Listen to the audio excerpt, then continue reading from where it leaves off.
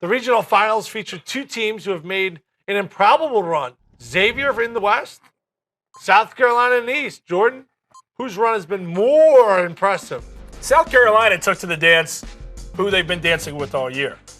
Xavier took some guys to the dance that left them at the what is it? When he gave them the corsage, they didn't show up for that part. I don't know where I'm going with that. For Xavier, Edmund Sumner tears his ACL. For Xavier, Miles Davis, who was not eligible for the first semester of basketball because he was stalking his ex-girlfriend. Well, he comes back and they're like, okay, now Xavier can make a run. And then he decides to quit the team because he said he'd been lied to via Twitter. Xavier was left for dead. This Xavier team, nobody thought would even maybe make the tournament. It got so bad for this team. The highlight there is cute, but that guy didn't play for the second half of the season. That's what they missed was number 4. And yet still, Trevon Blewett stepped up, elevated his play, put the team on his back, and it reminds me of 2011 Kimball Walker.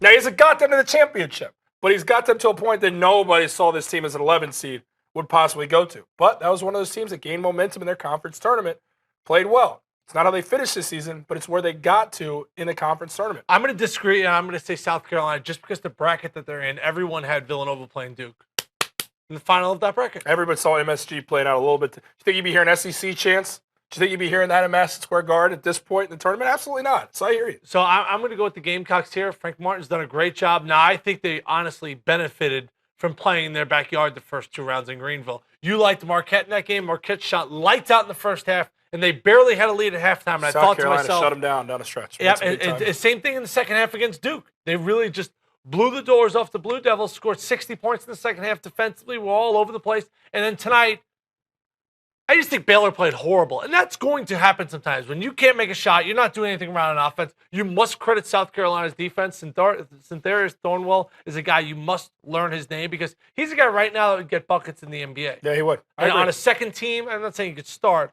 but how about this? Their odds to win their respective region before the tournament started, South Carolina, 33-1.